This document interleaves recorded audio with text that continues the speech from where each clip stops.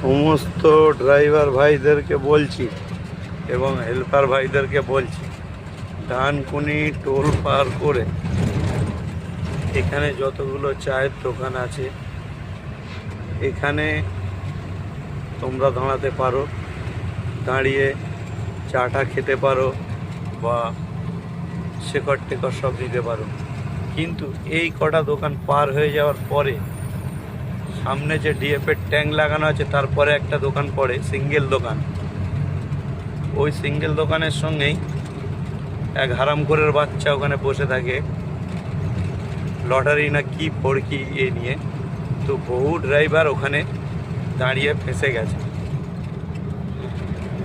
তো এই জন্য তোমাদেরকে বলছি, ডানকুনি টোল পার করার পরে এই চায়ের দোকানে যা কিছু নেওয়ার বা চা খাওয়ার খেয়ে নেওয়ার পরে আর কোথাও দাঁড়াবে না, এমনকি মহিষাপুরও না, একদম সোজা পালসিট টোল। কারণ মহিষাপুরেও কিছুদিন আগে দুটো গাড়ি ড্রাইভারকে মারধর করে টাকা পয়সা ছিনতাই করে নিয়েছে।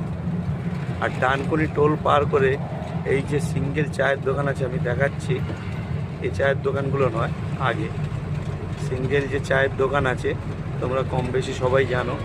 ওখানে এক শুয়োরের বাচ্চা লটারি খিড়কি নিয়ে খেলা কি ফড়কি খেলা নিয়ে বসে। তো ওখানে যদি কোনো দিন দাঁড়িয়েছ তো মনে করবে তোমার সব টাকা পয়সা ওখানে যে কোনো প্রকারে ওরা তোমার কাছ দিয়ে কেড়ে নেবে। প্রশাসনের কাছে গিয়েও কোনো লাভ হবে না। আর ওখানে যা লোক সব দাঁড়ায় সব ওদেরই লোকজন, তোমার সামনে ওরা ওই খেলবে, অনেক টাকা পয়সা পাবে, তুমিও 10 টাকার খেলতে খেলতে আস্তে আস্তে দেখাবে পুরো টাকাটাই তোমার চোর হয়ে যাবে।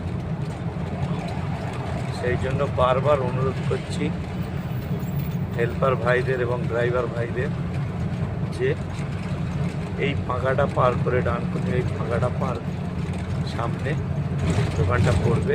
আপাতত আমি ভিডিওটা স্টপ করছি, পরে দোকানটা আসার পরে আবার শুরু করব।